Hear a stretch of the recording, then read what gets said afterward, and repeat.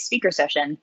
So I'd first like to thank everyone for tuning in today to our SMA IAJO speaker session entitled Russian Influence Operations in 2021, Status and Expectations Through Geopolitical Assessment.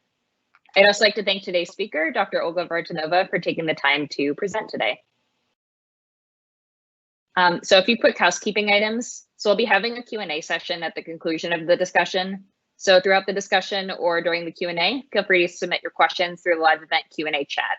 It's a chat icon and it has 2 overlapping speech bubbles and 1 as a question mark. Also be sure to type in your name and affiliation before you submit your question, or if you prefer for your names to not be recorded, you can go ahead and submit your questions anonymously.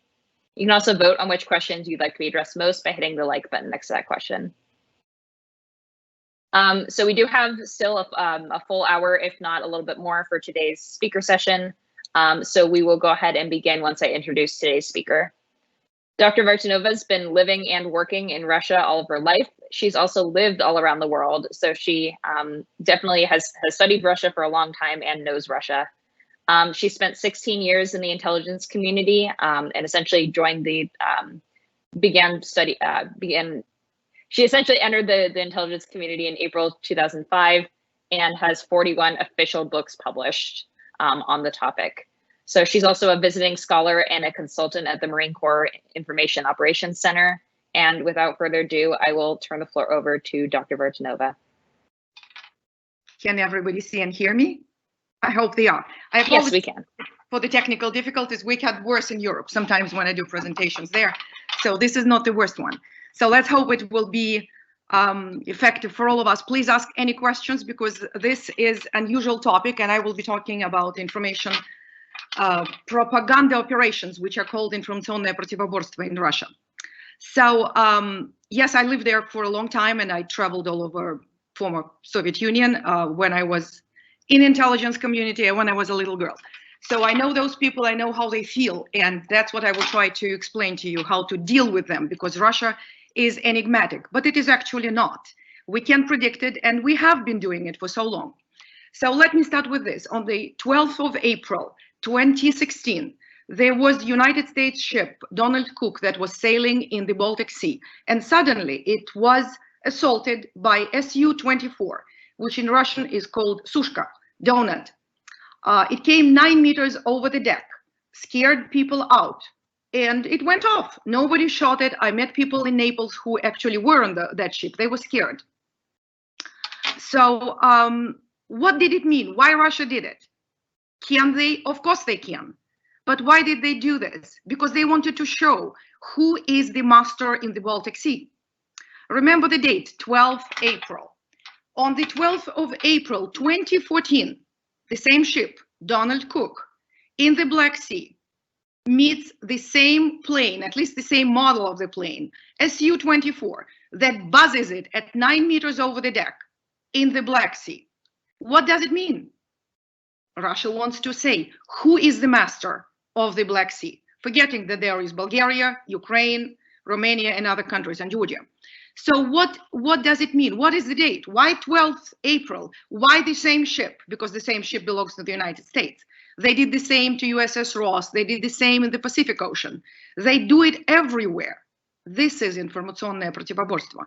And the date is symbolic. 12th of April, 2 days ago, was celebrated as the 60th anniversary of the first Russian man in space, Yuri Gagarin. So what Russian media was saying, we are celebrating Space Day at sea, and United States is shaking in their boots. Nobody was shaking, but anyway, that's how it was presented. So symbolism is part of Russian operations. Putin's election, the last elections were held on the 18th of March. Do you know what the day is? That is the day when Russia took Crimea. The shooting of Aleppo started on 7th October. That's Putin's birthday. The last 7th October, they tested Zircon hypersonic weapon. So this is what symbolism means. Now, if we can play a short video, I will tell you how Russia does it. So the video is about a Russian vaccine, which is called Sputnik V. And you know that Sputnik is actually satellite. It's Russian word. It is clearly translated. But Sputnik was the first satellite that was sent into space in 1957 by Russians. That was a breakthrough. So the name is very symbolic. So now it is a vaccine that Russians created earlier than everybody else. Can we please play the video? Thank you. Yes. All right. Please pay attention to the beep of that first Sputnik. You will hear them. All right.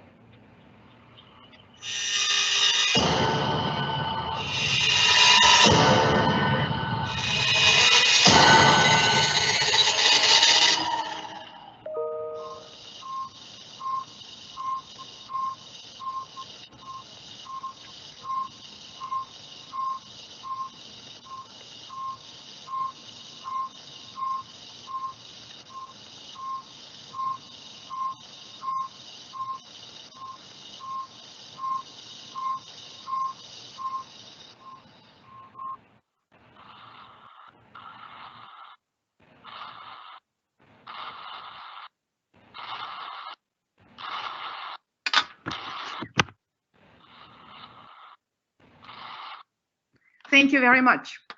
So this is how it is done for Russians who are actually very skeptic again. Russians do not go and don't get vaccinated because they don't believe that this is the same vaccine as smallpox or something else. So Russia has vaccines for everybody, but they are not getting vaccinated. I think it's less than 10%.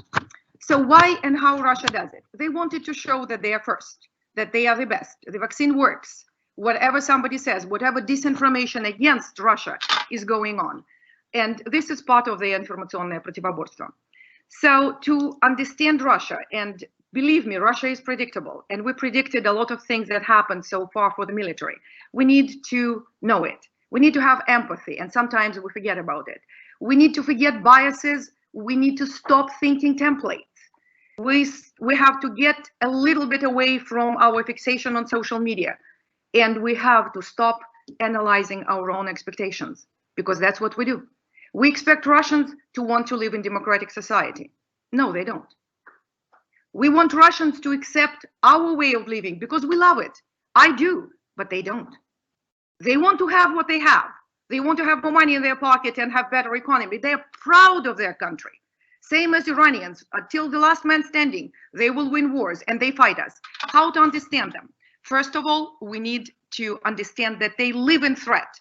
They live in the constant state of being attacked. Ivan III, who created Russia in 1480, who is the grandfather of Ivan the Terrible, he actually united Russia. And there was the grand stand on Ugra River when the Mongolian armies went away. And since then, he was the first who got the name of the Tsar. And he said that we have to protect these borders. That's the most important thing. But look at Russian borders. Can we besiege them? Oh, Russia, Lavrov was saying, no, you can't besiege us. Look at the borders. We are not Belgium. You can't, we are big. So this is a continent. Russia is not a country. At one point, it was 0.78 of Africa. Right now, it is smaller, but still, British Empire fell and Russia is still there. So we need to remember them and how proud they are for this. And of course, never forget geography. Russia is big. Protecting itself is very difficult. So what Russia needs? Double border of fortifications. When you have long, flat land, and I don't have, I think I have to chop off my time. So Russia was late at the market of distributing European space. So when all those Austrian kings and princes, they created those castles. Have you been to Luxembourg? Beautiful. You can, dig a moat and you can protect yourself. Russia is a flat land. So they expanded after Ivan III, they expanded far away. And they did it pretty quick. In 1 century, in the 17th century, they went almost to Alaska. So that's how quick it was. But the land is flat. There's Ural Mountains, and then there's Caucasian Mountains. So what Russia was building and still wants to have, these other countries that protect it. And that's why Ukraine is there. And that's why they will never want, somehow I don't understand why, but they don't want ICBMs on Russian border in Ukraine, in eastern Ukraine. They don't want it. They don't want our tanks either. So that's why they will be fighting for eastern Ukraine. But we're not talking Ukraine today because otherwise we will finish tomorrow. So when you analyze Russian information operations, because they are totally different from US information operations, and the word information operations is only applicable to United States Department of Defense. So those operations are strategic in nature, not tactical like ours. They are part of their grand strategy. And this is what it is important. So which is the main strategic goal for Russia? Always, now and before and then, empire, Soviet Union, modern Russia, protection of the regime and protection of its borders. That is the goal they are fighting for. That's why they are doing those assaults. They show us who is the master in the Pacific and who is here in the Baltic Sea. Maybe there are some other countries, but what are those countries? What can Sweden do? It's a small country. So no offense to Swedish people. So the second one is definitely the challenge to the to the unipolar world order, which was established for the United States. And how come United States still keeps the role? Let's change. That's what Russia is offering, together with China, of course. So Russia is saying that it is time for the United States to step down, because what it did, waged 200 wars in the recent history, didn't win many, destroyed Iraq, that's what Russia is saying, Afghanistan and everything else. So step down, United States, give way to other countries. And of course, there are other goals. Technical superiority, show that they are better with their much smaller army than ours, much less spending in the army than ours, that we shouldn't come into the Arctic Ocean. That's what they do. So what are current threats for Russia and what they perceive as a threat? Of course, it's NATO. But if you ask Russians, they will say NATO is paper tiger. And it is, because NATO can do nothing. It is United States. That is an 80%, 85% of NATO. That's what they are not afraid, but that's whom they challenge. So actually, this is the grand competition between the United States and Russia, and China, and Iran, and Korea. And that's what they have started building right now. So all their information influence operations will be targeting that. So Russia has expanded always, and Russian problem is not European problem. And I was different courses. We have probably like 10 of those courses that we go and teach all over the world. And I'm explaining Europe, you are taking too much responsibility, because Russia is Indo-PACOM. Russia is AFRICOM. And believe it or not, I was delivering the presentation for Australia and scared them a little bit for their information operations unit. And they didn't know how much Russia is doing in Australia, how much it relies on its expats and bikers who go there, and Cossacks and everybody else. They all live there. They use Russian church, even the Old Believers Church in Australia. So influence operations is what Russia does. And United States information operations is tactical, operational, we may say, and we live in a peaceful phase. We have phasing model of operations. So we start with peace, then we conquer, then we stabilize, then we come to peace, back to peace. Russia doesn't have phasing model. It's one big conflict. Everything else is part of it. How they fight it, and what is the system that they try to eschew the war of attrition. And that is информационное противоборство. And that's where I'm going right now. So what is информационное противоборство? And I will call it IP small b. If there's military in the audience, please don't mix with IPB, information preparation of the battle space, because that one is all caps. So IP small b, информационное противоборство. This term is accepted by intelligence community.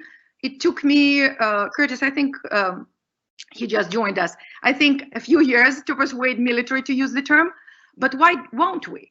We know Sputnik, we know perestroika. Perestroika is reconstruction. Why we use those words and can't use IPV? We have to. First of all, it will show in terminology in my book, I think Curtis had to show it, that I published the first for the Pentagon, which is challenging the Gerasimov doctrine. That was all based on our misunderstanding. Yeah, it was right here, so that's it. It was about misunderstanding of the terminology. Hybrid wars is not Russia. Russia has new type wars. So информационное противоборство, or IPB, is not information confrontation. It is not information warfare. They are much smaller, they are part. Confrontation has a word, informaционная конфронтация. Then there is a word for warfare, which is informaционная война. Russians use IPB, so let's use it. So what is it?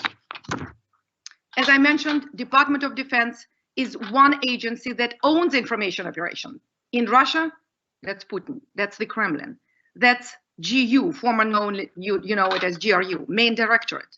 They are in charge. They have 5 or 6 departments, as much as I can say on the unclassified screen. They have a lot of departments, I think 3 or 4 right now, that deal with information only. That's main directorate of the General Staff of the Armed Forces of the Russian Federation.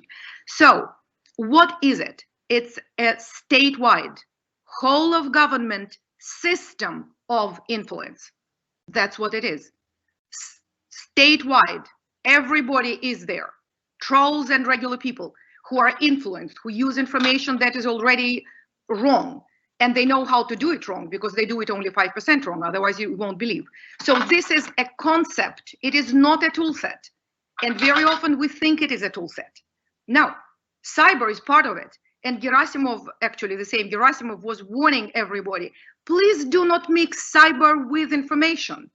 Information is humongous data we get every day on our computers. And cyber is only part. It's a tool they use. EW, information warfare, part of it, it's a tool. Social media is a tool, and Russian uses it. When I say don't read Twitter because its handle is @Kremlin, they are using this tool. They are giving us influences who are wrong because we don't know who they are. So it is a strategic function, and it follows Russian main strategy: protection of the regime, protect conflicts, don't let itself get involved in Ukrainian conflict right now. Keep Eastern Ukraine, don't give it back to Ukraine. Crimea is never going back to Ukraine, but stay away from war. But what we do, Russia is moving troops to Ukrainian border, you know that very well. Why? To scare, to show that they are ready. That's information operation, that's what they are doing. So, holistically, IPB employs all other tools, conventional and non-conventional. And I'm talking about killing, murder, poisoning, any meetings with President Biden, with President Trump, with President Obama. They will show and they will see how they prevail. They will get an air raid assault on the Finnish island, which they annexed during the Second World War. Just to remind Finns that when President Trump comes, please don't discuss joining NATO. Because we annexed your territory, we will annex more. Strategic war fighting function that we are talking about has been in development for many, many years. Actually, the person who started it as well as the precursor of GRU was Ivan the Terrible. That's 1580 I'm talking about. But let's say 100 years. Let's say 100 years because Trotsky was working on it, Lenin was working on information operations. But if we go to Prussian wars in 18th century, they were killing journalists because they were reporting about Russia in the wrong way. And that is Russian Empire. So it is not new. Whenever somebody says, oh, Russia is so unpredictable. Nope. I can provide you like hundreds of my own works on different exercises and everything. They are predictable. We are using those models now. We know what they will do. Donald Cook, don't come to the Black Sea because they will assault you again. Maybe not with Sushka this time. Maybe they will have some chasing like they did in the Pacific with our Chancellorsville. So it is not a combination of ways and means. Ways and means are the things that IPB is using. It is a structured concept built by the Kremlin. Why by the Kremlin? No, Putin is not writing that. He has people who know what they want. Because I will talk in social media, they have horizontal censorship. Not the vertical, which we all know. We are all censored, something is censored. Horizontal, in when people know what they can say and what they can't. What Putin wants them to do and what not. And when the former mobster Prigozhin, who you know in the private military contractors guru, who was actually serving time in St. Petersburg jail, which is not the best place to be. But I was interviewing somebody there, so it's not a good one. But he depends on Putin. And when he forgot that, he was almost ousted from Libya. So oligarchs are independently dependent. Don't tell me we can influence them. Today, Khodorkovsky exists, tomorrow he's in jail, and they know it. because the system of authoritarian government, if you read Alexander Dugin, and I really suggest you do, because to know the enemy, we need to fight the enemy. We need to know everything about him. Dugin is talking about autocratic society back. That's authoritarian society that Russia has right now. That's the only one that can keep Russia stable. They failed it with the weak Yeltsin, with the weak people. The society went off, and Russia calls it, of course, that was not the only reason. There was many reasons behind the fall of the Soviet Union, but Russia calls it the biggest drama of the 20th century. So, противоборство, the word itself that I used, and I promise I will not say it again, there will be IPV. It has an element, the word itself has an element of a street fight in it. And what is a street fight? Fight to win. Using all possible means, anything. So when somebody says that Russia has no strategy, that's not true. Their strategy is built in 10 to 100 years increments. Oh, Russia is opportunistic. Guys, you know what? We're all human. If I'm offered somebody, if I'm offered a way to drive by somebody who is driving 40 miles in the left lane, of course I will do that. So they do the same thing. They use opportunism. If during the exercise somebody miscalculating the Riga Bay and the Spanish ship went ashore, of course they will message about it. They already have everything prepared for all the faults United States and NATO do during an exercise. But don't let opportunism mix you or confuse you. They build their chaotic messages. They do it because they want chaos. Chaos make people unstable. This is influence. Influence is threat and chaos. When you don't know who you are, when you lose your collective identity, and then somebody tells you run left, right, left, right, you don't know what to do. That's what they do. And that's what they do in Lithuania, Latvia, and Estonia, the countries I spent so much time in. I love those countries. They are neat and nice. And now people run away. Lithuania will be less than 2 million people by 2025. So, another thing, very important about информационное противоборство, it is, oh, I promise, IPV. It is not response. It is never reactive. It is preemptive and proactive. And we need to remember that. When I first joined the Marine Corps Information Operations Center, which I think is doing a great job in information operations, not just for the Corps, but for the defense, it was very difficult to explain that Russia has it already in store. They know what is happening. They will not respond to your exercise somewhere in Lithuania with Lithuania. How many Lithuanians are there? They don't care. They have already prepared a set of things for you. They will respond to all exercise. Putin was asked many times, and once I listened to him talking to the Arab world, and he was asked, are you concerned with United States exercise on your border? He said, which one? There is, and people were stunned. They didn't know how to respond. Al Jazeera was sitting, and he said, there's 103 going on my border in 1 year. And that is the answer. So they will not mention anything. They will not talk about it. How this IPB works. And I did mention that it is intelligence function. For the United States, it is not. We are not intelligence personalities working information operations. They are. So whenever I get a thing, what Prigozhin or the troll factory will do, how are they going to react? Oh, they will go to react how GU will tell them. And then people who are hired, minimum master's degree. By the way, GU is minimum PhD and special operation forces too. They are connected with special operation forces. They were discussing at the Special Forces Day, I think it is February 27, they were discussing creating information operation troops, special operation troops. So troops already exist. So how they do it? They rely on action, not on words. And what is narrative? I know that people will ask me, what about those messages? Guys, let's forget for a moment for a message. Because message does not go through. You don't know how people perceive it. But action is true because it is an action, because it is happening. And Russians are very skeptical. That's why they don't get vaccinated. They're not sure this works the same as other vaccines. That's why they are not giving their bodies as a lab rats for experiment. So they rely on action and visual effects. And they benefit so much from Google algorithms. So they provide videos. I'm watching Russians daily.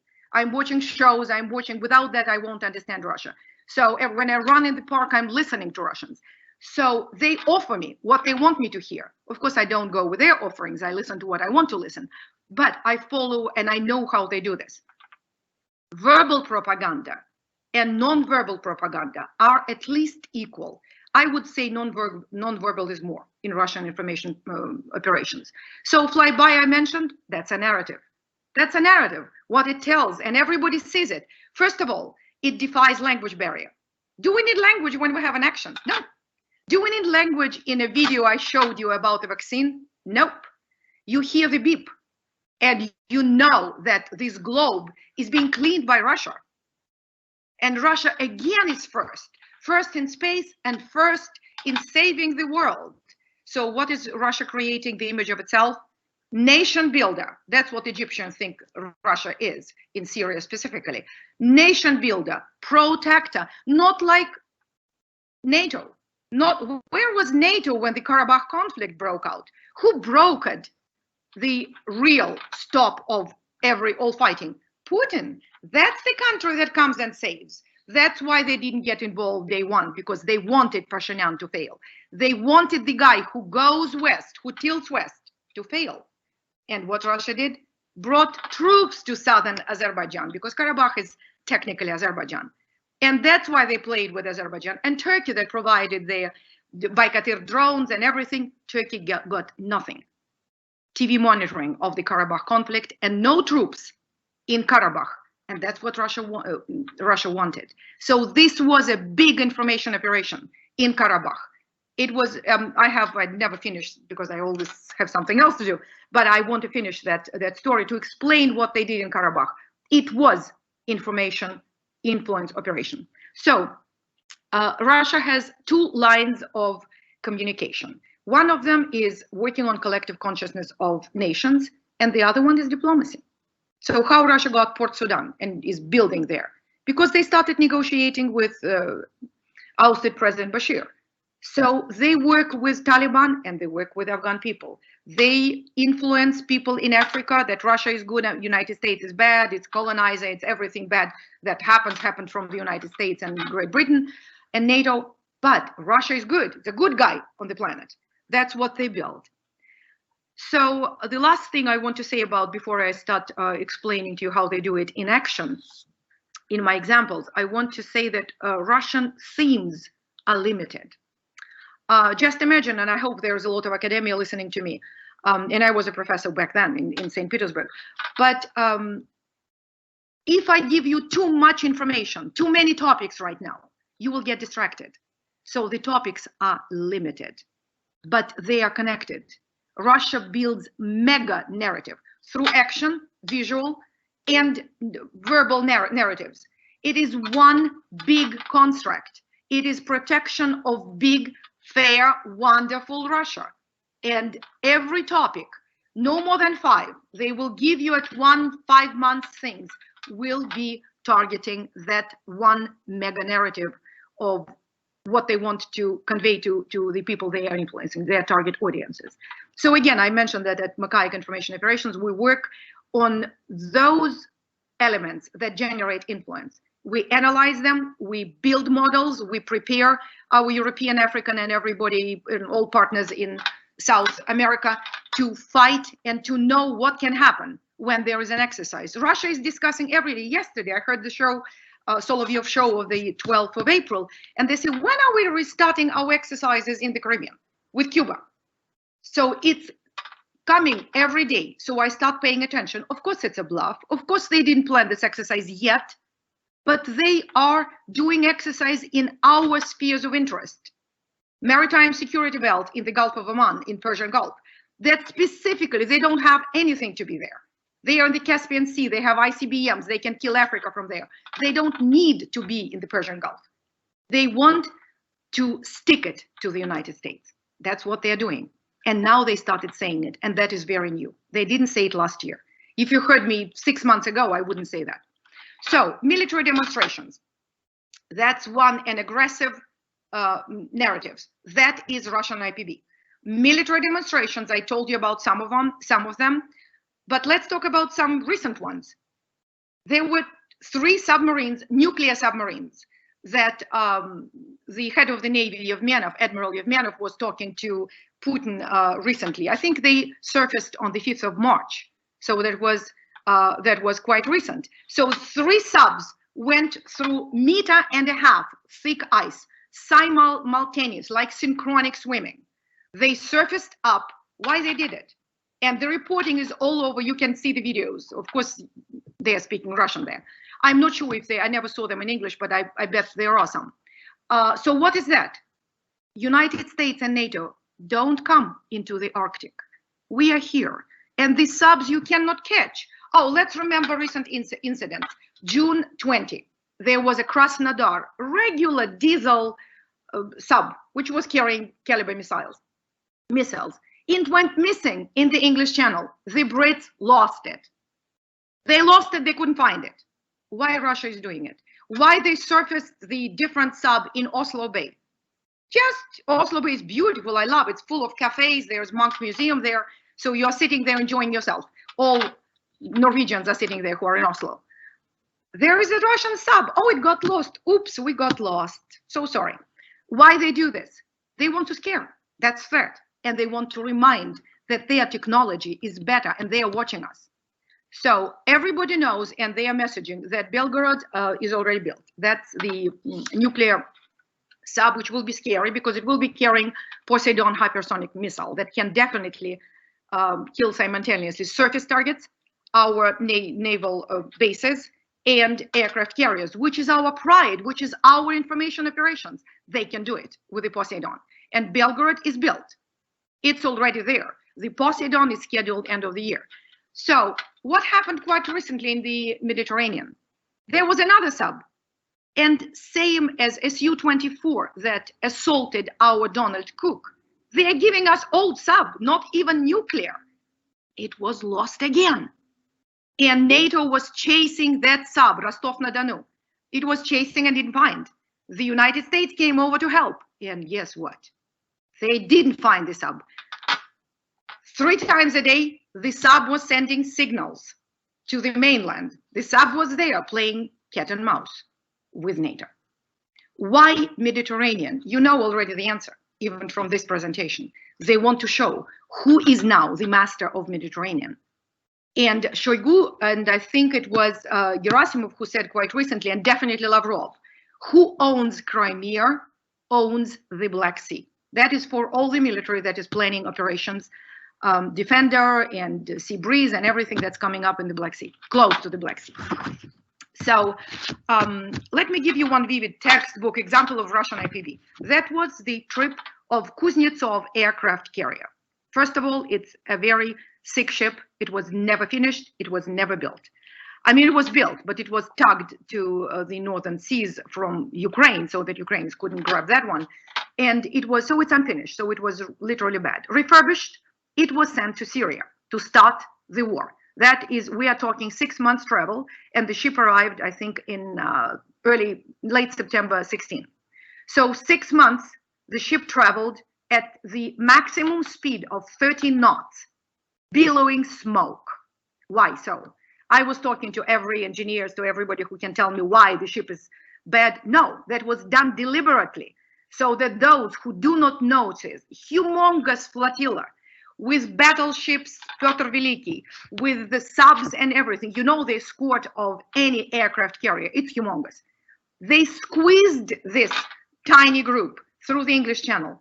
Why? To scare the Brits? Oh, they scared them enough. They constantly send planes, they constantly play with RAF, they do it all the time. They wanted to show the world that they are flying Syrian colors, invited by Syrian president. The ship with the empty deck, nobody knows how many air units are there, how many airplanes are sitting there. The ship is going to Syria. So the ship stopped, squeezed through Gibraltar, was denied port call in Spain, so got the port call in Morocco, and stopped at the Greek Isles. Why? Creating tensions. What is happening? Where is the ship? Where are the planes? Is it going to make it? So the Russians were actually trolls, who I know how to read because they are very visible. When you see troll and you speak Russian, you know who they are. They were sending the major messages on Twitter in English, French, Spanish, whatever, Zulu, other languages, and of course they were messaging in Russian, because the Eastern world reads Russian. Whether they want it or not, when I travel in Croatia, I speak Russian. And they understand me better than English, by the way, especially in Croatia. So, in Serbia. So they were sitting there for 4 days, creating this thriller effect, like a movie, episode number 12. And they are sitting there, and then the ship starts and finishes its trip close to Aleppo, docks, and then we realize that it has no planes. It has only 14. There was nothing. It was a joke. 2 planes were lost immediately because the ship was not equipped. It doesn't have arresting gear, so the ship were lost. Nobody died. And behind the ship, unnoticed to anybody, the frigate Admiral Grigorovich makes it in 2 days from the Black Sea Fleet, from Simferopol to Aleppo, and starts shooting caliber missiles onto Aleppo. And then the ship is acting as Moscow. It invited Khalifa Haftar on board, and Khalifa had a meeting with Shoigu, with the defense minister of Russia. So, and left the ship full of boxes and some kind of equipment, which was called medical equipment. So this is the textbook of Russian IPB. So now let me talk a little bit about social media and our overrating attitude to it. I told you that we analyze expectations, we use previous, we use how good it was probably in Afghanistan or Iraq. Yes, those countries have no strong governments. Nobody watches them. So why do we rely on social media when it is a small fraction of media? Russia relies on media. I listen to 2-3 hour shows. Prilepin, anybody, I can name you like 20 that I'm constantly listening to. They're interesting. I know when they lie because I'm a professional. But people don't. They give you a lot of true information. Only 5% is wrong. That's the privilege. That's when you are being trusted. But Russia also uses foreign media, foreign flag media, proxy forces. So information goes through different tools. IPB uses tools, but social media is not. Do you know who is messaging you? Do you know who is the influencer, that military people who are listening to me, who you think is an influencer? I bet this is a GRU guy. This is the Kremlin guy. He wants to reverse engineer and figure out who you are. Russia is high on cyber. So let's not forget it. So all of this is one big thing. And Russians are educated people. You cannot sell them anything easily. I'm watching this vaccine. They are not getting vaccinated. They don't want it. So because it is not proven to be the real vaccine. I mean, same as Pfizer or Moderna. So anyway, and they are giving already our example to everybody. Look, Americans are getting vaccinated. Go. Russians don't. They send beautiful trains to northern villages in Siberia. Nobody getting vaccinated. So social media, let's not use it until we know metadata, until we include it in our OSINT. We cannot trust social media. We don't know. Navalny, there's a lot of videos recent about Navalny. He's definitely not presidential, not for Russia. So we talked about Russia as an adversary. We talked about information propaganda that is called информационное противоборство. So we talk about Russian strategic interests, which are the core of IPB. So we have to analyze adversary, its strategy, and then analyze a big construct of IPB. And let me focus on what Russia is doing right now and give some probably advice to the military that is definitely working on predicting Russia.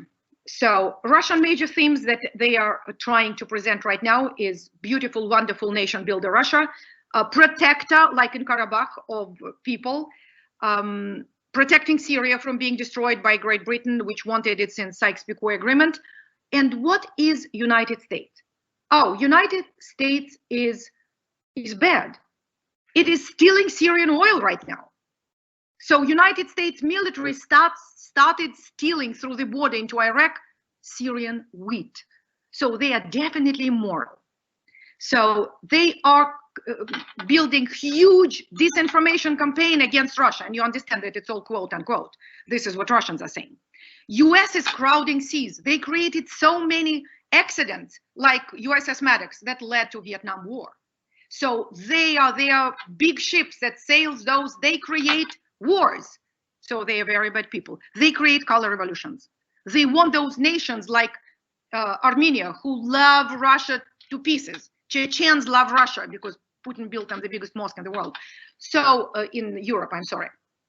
So Russia is for us. Article 5 doesn't work. Look what United States, did it save anybody? Did it save Armenia? Did it save Belarus with the wrong election? No. Will it come to Ukraine? That's the question which is asked in every show, and every Soloviev show, highly recommended. That's pure propaganda. So look at it. Half of the show is Ukraine. So what is going on? It's tension. Do you think Russia wants a war with them? Hell no. Will it give it back to Ukraine? Never. Federalize, make Ossetia out of it, because already Georgia knows how it happens. But Ukraine is not, Russia is not going to war. If United States wants to wage a war over Ukraine, that's what they talk about every day. This will be interesting. So anyway, de-dollarization. Russia starts all operations to de-dollarize, to forget about dollar and then euro. They try to build their economy based on local currencies. And they talk about all the time. They bring itself closer to China. For 5,000 years, China was never allied with anyone. And Russia is not an allied country. It was forced into alliances in World War I and II. But so they are talking about alliances. In the last exercise, which I'm pushing my product probably as I finish this presentation, I have to finish it. It is about maritime security belt. This, how it fits into the grand strategy of Russian IPB. And why Russia did this exercise with Iran, with China, with India invited and refused to add at the last moment. Why they are doing it? To stick it to the United States, to build a base in Sudan. They technically need it because it's easier to get into Africa. But they build this base and they are saying it because this is the major transportation route, the major route for US military and for oil, and same as the Persian Gulf. They come to make our life harder. And they said we lived beautiful life. We were so cozy in those areas. And that's why exercise with Cuba and Venezuela in the Caribbean comes up every other day. I started already putting notes, like how many times I heard about it. When you hear something, you know, Russian phrase, and by the way, the corner of their influence, of course, is repetition. What they want you to hear, they repeat many times. Russians say that if you say word sugar 100 times, your tea will taste sweet. So let me finish with some tactical advice to the military. So Russia will continue challenging us anywhere and any way it wants.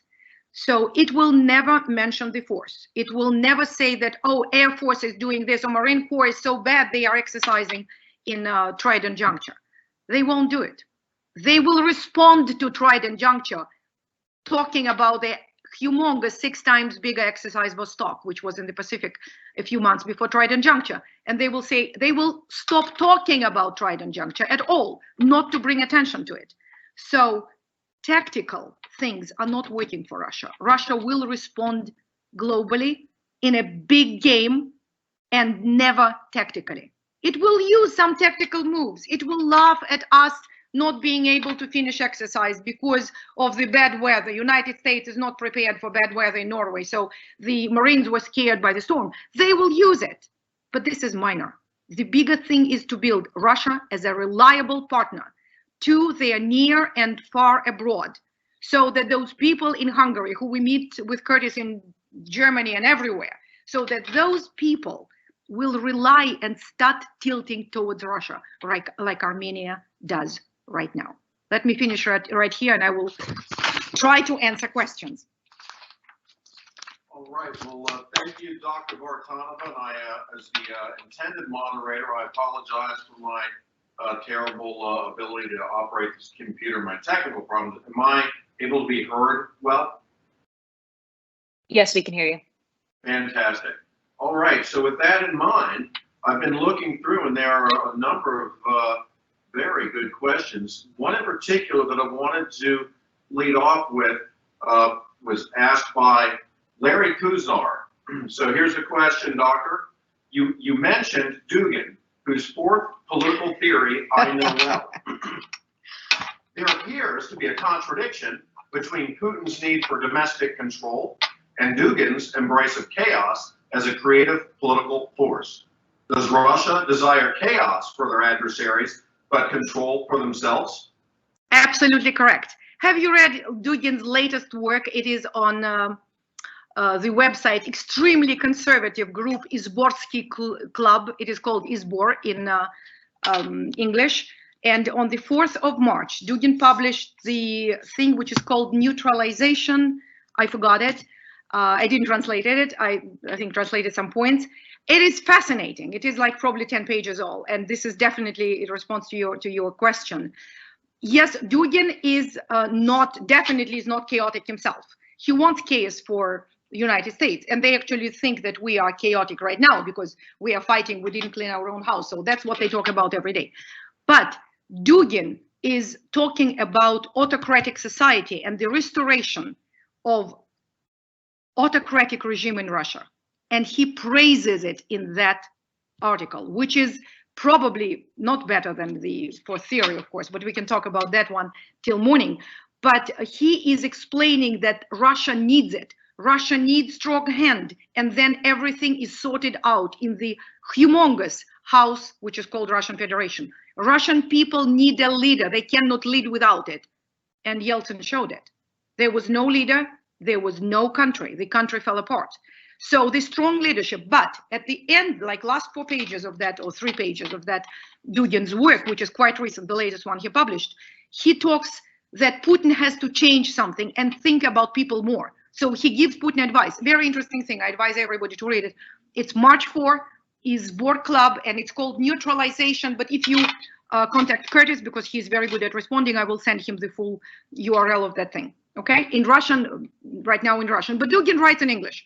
So maybe he will be so kind to translate it for us. If not, maybe I will do it one day. Next question, please. All right, just as an administrative point, I have sent my work email to Nicole Peterson. So any requests for the doctor, any questions that we didn't get to, anything like that, Nicole is free to give my email out to all of you, and you can just shoot the question straight to me, and I will ensure that the good doctor gets your requests as soon as possible. So the next question that we have teed up is from Doug M. Doctor, do you believe Russia wants to knock USA off the #1 position enough to ally with China and risk China asserting #1 status as measured by some perspectives, leaving the rest of Russia, or prefer to go it alone, treating both USA and China as a threat, attempting sole superpower status? If I love the first question, I love this more. So this is wonderful. So this is what is being discussed. And I really, Doug, I don't know who you are. We need to stay in contact. So this is a good question. So what Russia wants? First of all, what it wants and what it can is very different things. So can it throw us off where we are? It is trying, but it knows it. It is not an easy process. They want to use Macron. Macron wants the security for NATO, separate security from, but what is NATO without us? What France can do against Russia, what Germany can do against Russia? They can do nothing. They cannot even send their people to get vaccinated. They now create some trips. So does Russia want China? The quick answer, no. Can it live without China? The quick answer is no. So what they're doing right now, non-allied country, First World War forced into alliance because of Serbia, Second World War forced in the end, but Russia was fighting alone. China never entered alliances. But what about BRICS? What about Shanghai Cooperation Organization? They are. What about Maritime Security Belt? Recent, when Russia, and I can give you those products, Russia was actually created a new journal, which is called CSTO, allies.csto. Collective Security Treaty Organization. And they say this exercise is everyone for everybody else in this organization. And excuse me, who is from that organization, CSTO, participating in the exercise? Only Russia. So who are they talking about? They are talking about China. So China needs Russia, and it needs Russia. It always wanted Russian territory. The Chinese are running through Siberia, and Russians don't like it. But Arctic is through Russia. fighting for Taiwan and South China Sea, they need Russia because Russia brings their ships. They docked in Manila when we had our Balikatan exercise, which is against that. So they brought 4 battleships into Manila on the first day of our exercise. So China needs Russia. They are like 2 bicycles in the sand. So this is how I see them now. If you spread them, they will fall. Right now, they are standing. Michael Kaufman, my very good friend and wonderful Russian analyst, who said it's only United States that can bring China and Russia together. And we are doing it. We are definitely bringing them together. And what I'm advising everybody, let's analyze them separately, because Russia is teaching them information operations, IPB, because Chinese is a little different. They rely more on legal that Russia doesn't have. But they are unrestricted. Russia is teaching them. Lavrov his speech a few days ago, I was listening. It was unbelievable. He was talking about China, his recent visit to China. What he said? He said, no, we are not entering alliance. No alliances there. But Chinese are same as Russians. They go back to their roots. They create civilization, which United States, those guys are losing that. They're losing history. Look what they're doing. They are demolishing monuments. History is done. They don't believe in God. China and Russia believe in God, believe in their societies' history. That's what they're saying. So they are trying to bring similarities. What Lavrov said more, which was very interesting, and they said China is like that monkey that is sitting on a tree and looking at 2 tigers fighting at the bottom. And China is watching. And it will watch as long as necessary, but it will continue its plan. And one day it will hit. So they said, we are building a lot of relationship with China. And answer your question, the last element is look at the 25-year agreement with Iran. China and Iran are defying United States sanctions. Who did it? Russia did it. Russia pushed them. That negotiation was 10 years in making. And finally, they signed it a few days ago, after the exercise, at least probably 6 weeks ago. It is not 6 weeks, it's less than that. It is a new agreement, 25 years, bypassing sanctions that United States is imposing on Iran. China is buying oil from Iran. So this is how they are. China is buying Russian oil. So what Russia is saying, Europe needs us more than we need Europe. We are now linking with China. That is the answer. So of course they are united. Call it military alliance. I think it is a military alliance. CSTO probably not, but definitely, the collective security is. But a lot of countries, including Georgia, left, but some countries are there. Actually, Afghanistan is an observer, and Serbia is an observer there. But China will not enter it technically. They will not sign an agreement. They will not be that alliance, but they will team up with Russia. There is a new Russian word which is used very often right now. Who are we making friends against this time? I love it. They are making friends against the United States. So we have to analyze them separately because they're separate people. And we have to analyze their force and their power together at each time. Military especially, I'm talking to you. If I answer this question, I hope. If not, we can go further. I can talk more about that. One general comment here. I'm really thrilled and amazed at the quality and variety of questions. It tells me that people are indeed listening to the good doctor and getting something out of this, which I knew to be the case going in, but this is fantastic. One question I think we need to address, if nothing else, because it's on the leaderboard for likes. And Doc, I would be glad to help weigh in on this one if you like, whatever, but here's the question.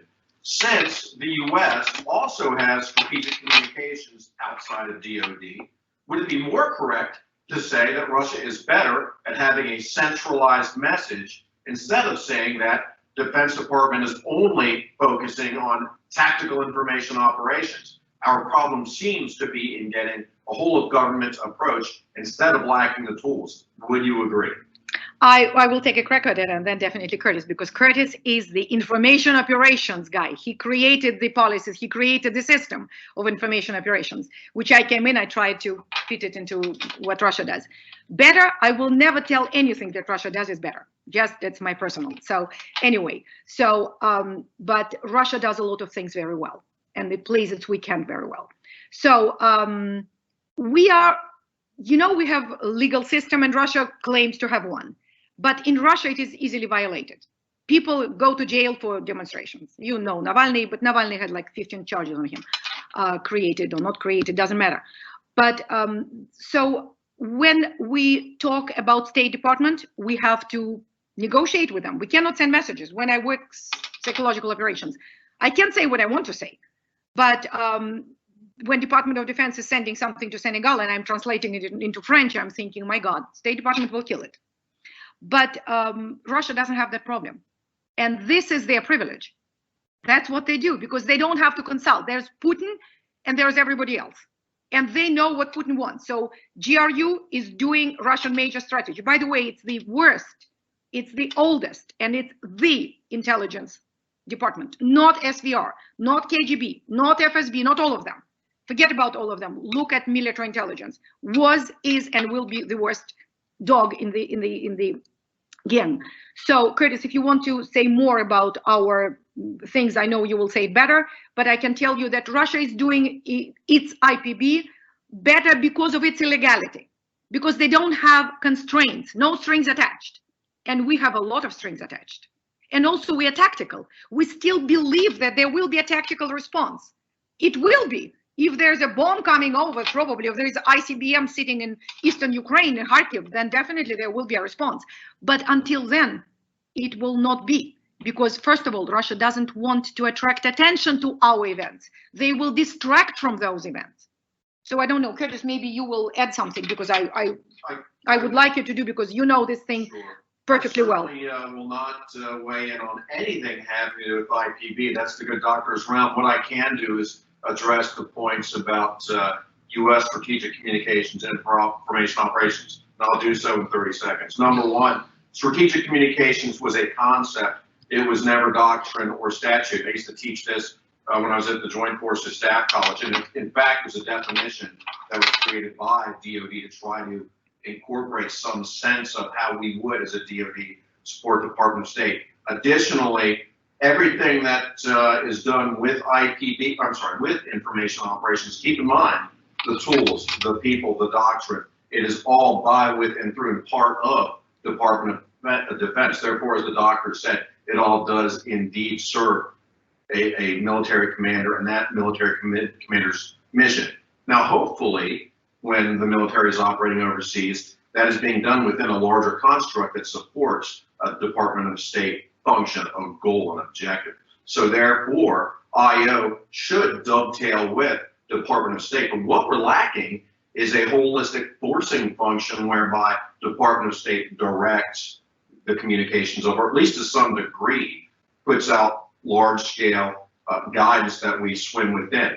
There is coordination that happens to some degree between state and defense, but the bottom line is Department of State is looking decades into the future at policy. Department of Defense will come in and have a mission of foreign operation that's looking at 6 months, a year down the road. And those two just different time constraints alone set us up for risk, for conflict. Therefore, it is a challenge at the very minimum for DOD to be integrated with larger communications of Department of State. And that's the big issue for us. Russia doesn't have that problem. So that's all I have. Hopefully that add in the last bit. One thing I wanted to add, if you don't mind, that yes, with Russia, the major thing that they are doing better than us, they are preparing, and we do not have predictive analysis. Also, we need to cooperate between the branches, and I suspect this is the question from the military. So we have Air Force, we have, excuse me, we have information operations in this department and that department, and joint information operations in San Antonio. But we don't communicate. We don't read each other's predictive analysis. I'm eager to share as much as we can on any system. You can go to our sites on the high side and every side, those who can, and we can share whatever is created there. Arctic is there. I had 3 products on Arctic. So we need to know what to expect. And I am the one who definitely wants to share, because we are working to progress our country and our military. So this is how we can mitigate this problem. Connecting branches of service, at least, not doing information operations for Air Force, because Russia is doing it all together. Look at the latest exercise. They included all military districts. It was not the district exercise. They include all 5, including the Northern Seas. That is their C2. That is their interoperability and C4. They tested everything. The Zapad exercise 17 was a failure, I think. Vostok was a success. Center 19 was a success. Caucasus, of course, Kafkas was not good because it was COVID. But the new one is coming. Watch it. Zapad, which is West, which is coming. It will be big. And it will be definitely testing their interoperability. Russia is building another bomb, another railway. So Russia has railway. They can bring it all together. Russia is uniting everybody in their force against the United States. And we are working in this small compartmented thing. Russia is not compartmented. That's all. Another question, this one, Doctor, is from Anonymous. Great. Do you think Russian IPV is involved in agitating U.S. pre-existing biases and preconditions that divide us, such as racism or immigration policies? Oh, yes, of course. By the way, who is Anonymous? Maybe that's an influencer, one day I was talking about. So anyway, we need to smile a little bit, right, at Russia. So anyway, of course, they are talking racial things. They are talking that Russia was the first to abolish slavery, though Russian slavery was never as horrible as the United States. They did it in 1961, and then the United States followed. So United States is next. So they will dump and slam us anyway with any topic that we provide. This is opportunism. Of course, they are talking about our racism. Of course, they are talking about gender equality, inequality in Russia. What is there? Everybody is equal. There was no small salary for Russian women. Russian women run the society. So they will always talk about that. They will mention anything that is going wrong in our country. When the statue of elk was demolished in Oregon, in Portland, oh my God, there was, you don't know how many messages was there. So they will slam and hurt and damage us emotionally, morally, ethically, any way they can. And they do it constantly. But they do it in a way that people listen. They will not they will talk on RT, but everybody knows RT is bad. So do you know that RT has affiliates? Have you heard of Banama? Oh, that's RT in Myanmar. So Prensa Latina, that's Cuban. So they have a lot of RT things that use middle name instead of the name RT. So they will message in local languages. In Ethiopian, if necessary, in Amharic and whatever. In Yoruba, they will message that when necessary. They will do it. Yeah. And United States is the enemy. The other day I heard they were saying, oh, they are not calling us enemy, meaning Russians. They call us adversary, which is different word. And I thought, my goodness, but you treat United States as an enemy. They do. Because we are preventing them to exist. And we are messing up in their affairs. That's what they are saying. They are saying United States is trying to figure out our youth and influence it. We are not going to let them, even if we create our own internet. So what you're saying, if we are, per Russians, trying to influence their youth, they are trying to influence ours any way they can. And they do it through different sources. They will work with conservatives and with liberals, and they will tell liberals what liberals want to hear and conservatives what conservatives want to hear, and mix them up and create this unreal reality. Nicole, do we have time for a couple more questions? Sure, we can take one or two more. Okay. Doctor, here's another one from Anonymous. Russian leaders have a history of testing new U.S. presidents in early bilateral meetings to see how they respond to high levels of pressure. Do you think this will happen again soon? If so, in what ways might Putin test President Biden? First of all, Russian policy all over is to show themselves as classy and United States as bad, especially when President Biden, actually he didn't say, but he called Putin a murderer. So that is not classy. That's how it is classified by Russians.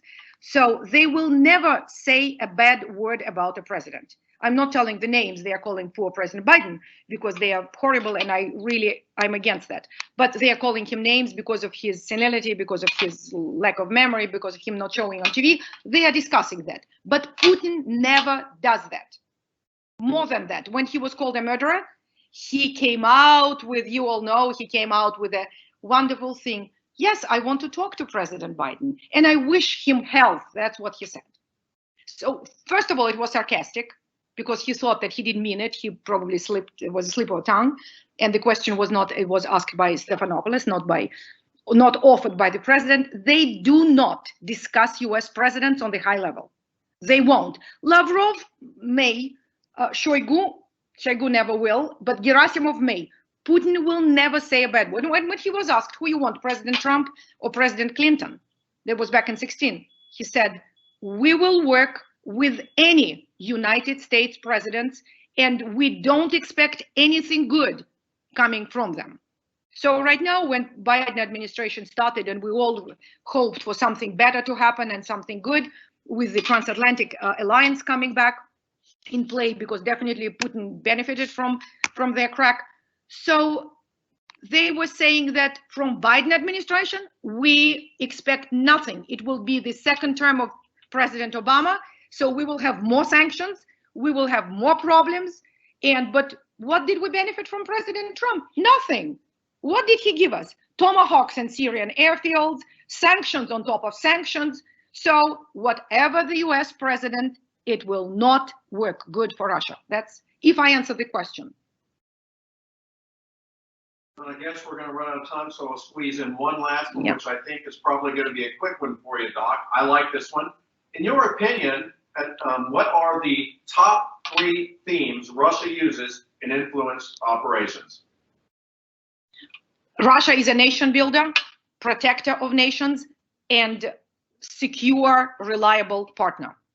The second one is United States is colonizing with the West, the world. United States is destroying the world with all possible means, crowding seas, creating wars, not winning any war. Look at Vietnam and Afghanistan. So building chaos in the world. And number 3 is definitely the major message probably is that Russia is, I'm not talking about world order because it's in every message, that Russia is ready, prepared, technically and emotionally to confront, and Russia is not going anywhere. Russia will be there now and will be later. So bring it on. That's what Russia is saying. These are the 3. Anything else, I'm ready. I have time, guys. And I apologize for the technical difficulties. Literally, once I had presentation without 95 slides that I had on the screen because nobody could bring them up in Germany. And I was talking without them. So it was good. Curtis thinks that was the best presentation ever. So, oh, this is pretty good. Anyway, so please give me another question. I'm eager to answer if we can. Anything else? For time, Nicole. Should I throw another one out? Sure. We will need to wrap up after this one, though. Right. Yeah. Okay. Last one, and this is from Robert Hayes at NC State. When I look at Russia today, I think back to many of the foreign affairs of the U.S., such as stripping Panama from Colombia, foreign wars, etc., and really don't see them doing much worse than we have done and probably are still doing. Am I just being pessimistic? Can you comment? No, you're not being pessimistic. First of all, who said that we are sitting here on the couch and with remote control doing nothing? No, we do. Of course, we have a lot of search. Some of them are on classified level. I can't talk about them. Of course we do. We are not sitting, not doing anything. But I think sometimes we are not fighting, we're not fencing Russia. When Russia is trying to fence, we come with our bare hands and we don't do much, but we do respond. The only thing, again, we did a lot. We did a lot in Panama. We do a lot in other countries, and we did a lot to support President Guaido in Venezuela. We do a lot in Syria. We are saying that, look, Russia is destroying you. We are there to come because we came to actually not destroy the country. We just want President Assad to go. So we are saying what we want to say. But again, when we talk about foreign country, we must remember that State Department is the king, and we have to consult them. So when we talk about nationally, Russia is messing up in our affairs at all times. I don't believe they messed in the election. I mean, they didn't use cyber to flip something, but they mess up the information environment. They definitely do. They create chaos. They create bad words. So they talk about us, always bad about United States, but skillfully bad. That's what we have to do. They try to be classy. They try to damage us. They try to always say, oh, don't talk about Navalny. Why you talk about Navalny? Talk about Julian Assange. He's sitting in jail for no things, and you try us and you meddle in our affairs. Why you say United States? Why you say that we move our troops to Ukraine? Excuse me, United States, you are moving troops to the Polish border. This is a away game. We are moving troops in our own territory. So this is how Russia does it. So they respond, and we have to have response to that, definitely. Because we are not telling them not to move their troops somewhere in Siberia. We are questioning their movement of troops to Ukrainian border, that's all. So anyway, so they have a response. They will always find something to throw a dart onto us. They will. We are doing the same. So you are right. We did quite a bit, maybe not against Russia yet. That is my answer. Guys, I'm so happy that I was able to talk to our community, which is bigger than military, which is not just my Naples or my something else or whatever, Hawaii or somebody else, departments and branches. But I think that IPB has to be addressed because we are not looking at it the way it should be looked at. That's all. So that's it. Hey, Curtis. Nicole, that any of the questions that we have not answered, I'll just throw out again that if you forward them to me, I will get them to Doc, and then we will try to turn them around in a reasonable amount of time. And I guess just push them back to you. I'm not sure how that would work, but I know Doc V already said she'd be glad to answer all of them. That's it. Yeah, so if you did have a question that wasn't addressed today, feel free to pass them along. I put Curtis's email in the Q&A chat, or you can just reach me and I'll connect you with Dr. Vartanova and Curtis through email.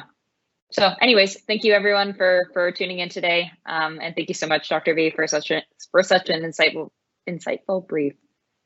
Thank you. Thanks. Bye-bye.